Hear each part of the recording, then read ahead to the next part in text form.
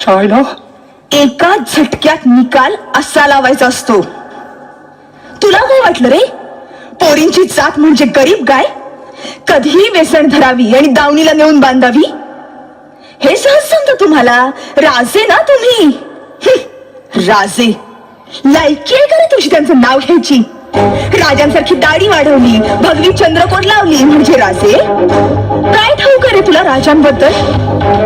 रस्त्यावर उभं राहून पोरींची छेड काढण्याची हिंमत म्हणजे शिवाजीराजे? काही असल्या रुबाबाची किंमत म्हणजे शिवाजीराजा? कोणाला माहितीये त्या राजांचे गुण?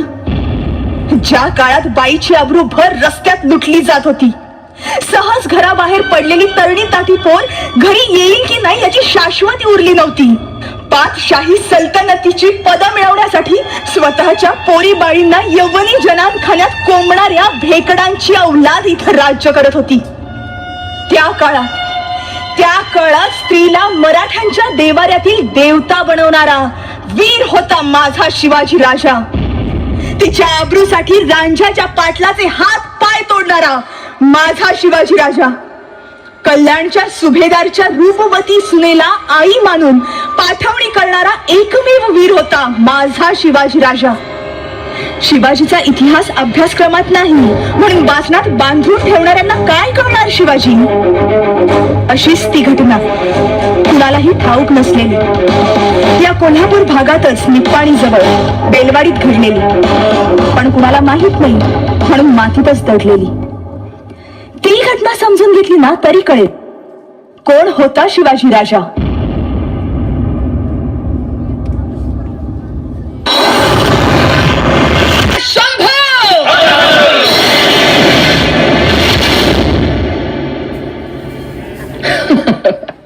वारे माझ्या बछड्यांनो, गेले 25 दिवस शिवाजीला भंडावून सोडले तुम्ही.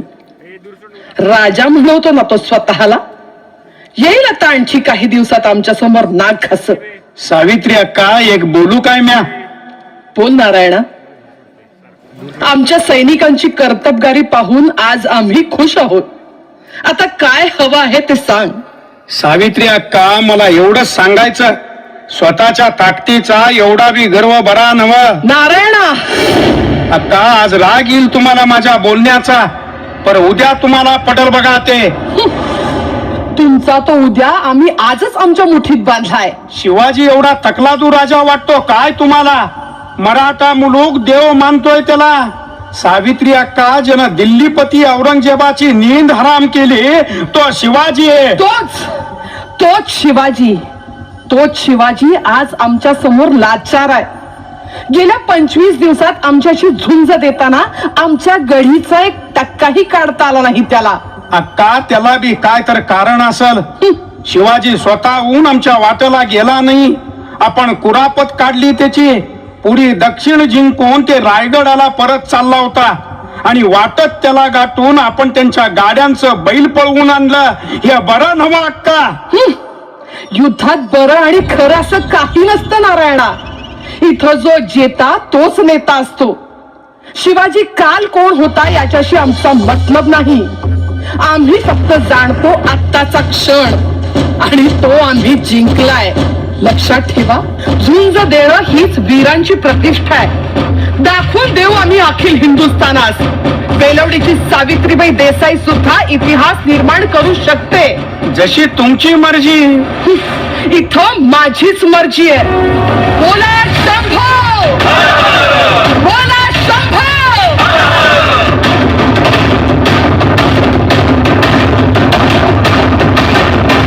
आम्ही तोडगा शोधतो आहोत असं का वाटतं आपल्याला? तसं समजत असाल तर पंत, या युद्धाची तोड पहिल्या दिवसापासूनच आमच्या हाती होती. आम्ही ठरवलं असतं तर ही बेलवडीची गढी जाता जाता उद्ध्वस्त केली असती. पंत, राजांचा हुकूम होता आम्हाला.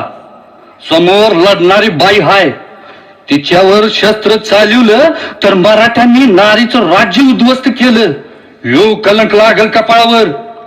होय हंबीरराव, रात्रंदिन हीच चिंता सलते आम्हाला. अवघ्या कावेरी पट्टम ते वृद्धाचलम पर्यंतचा बेला दक्षिण जिंकणारी आमची ही सेना, ही बेलवडीची गढी तिच्यासमोर काय कौतुकाची. हा आमचा येसाजी कंक कुतुबशहाच्या आखाड्यात आमच्या शब्दाखातर हत्तीला चितपट केला यानं. या सावित्रीबाई देसाईच्या संपूर्ण फौजेपुढं आमचा हा एकटा मावळा देखील पुरेसा आहे. मग राजे, हा विलंब कशासाठी? गेले 25 दिवस आपली फौज लढतीये, अद्याप यश पदरी पडत नाही.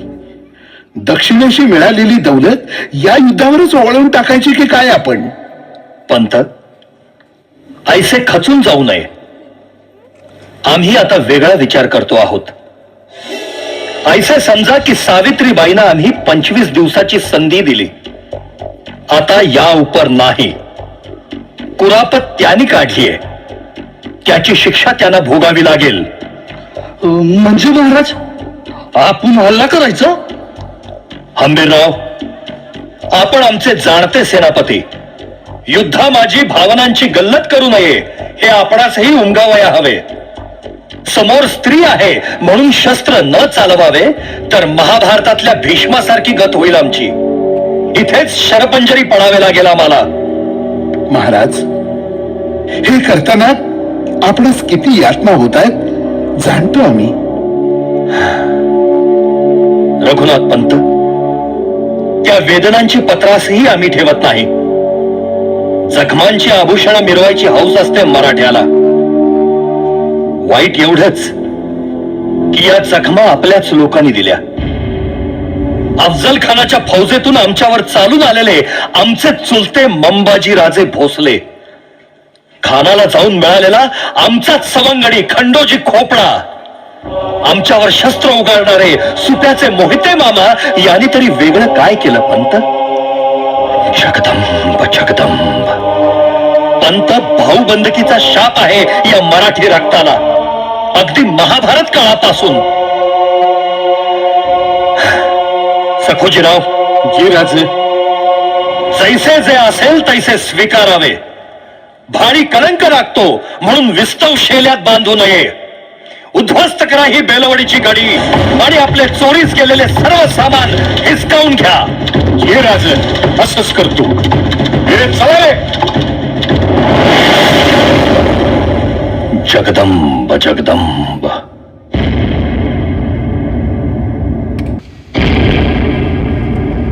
महाराज, महाराज, आपली फतेह झाली. जगदंब जगदंब. का? हे ऐकून आनंद नाही वाटला महाराज? आनंद? आनंद झाला ना पंत, पण या आनंदापेक्षा आम्ही कुणाविरुद्ध लढलो याचा सल मोठा आहे. असो, आमच्या वीरांनी पराक्रमाची शर्थ केली आहे, त्यांची वाखाणणी व्हायलाच हवी. मुजरा महाराज. या हंबीरराव या. भले शाब्बास, मावळ मूर्खाचं नाव राखलत.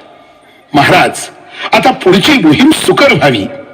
अवश्य पंत, पण जाण्याआधी आम्हास त्या वीरांगनेचं दर्शन घ्यायचंय जिने अखंड मास आमच्या सैन्याशी झुंज दिलीय. महाराज, हा आपला आजचा छेव बघून मातूर तिनं पळ काढला नव. हा आपलं सकुजीराव गेल्यात तिच्या मागावर. आता कैद करून आणतील बघा. कैद? कैद? काय बोलताय हंबीरराव? ही ऐसी मुलुखगिरी कुणी करायला सांगितली? विजयी झालात म्हणजे स्त्रीत्वाचा सन्मान पायदळी तुडवायचा अधिकार लाभला की काय तुम्हाला? माफी असावी महाराज, पण युद्धाच्या धामधुमीत असं काय होऊन गेलं की भानच राहिलं नाही बघा. ठीक आहे, येऊ द्या सखोजीरावांना. याचा जाबसाल घेऊ आम्ही. मुजरा राजे. या सखोजीराव, भले पराक्रम गाजवून आलात.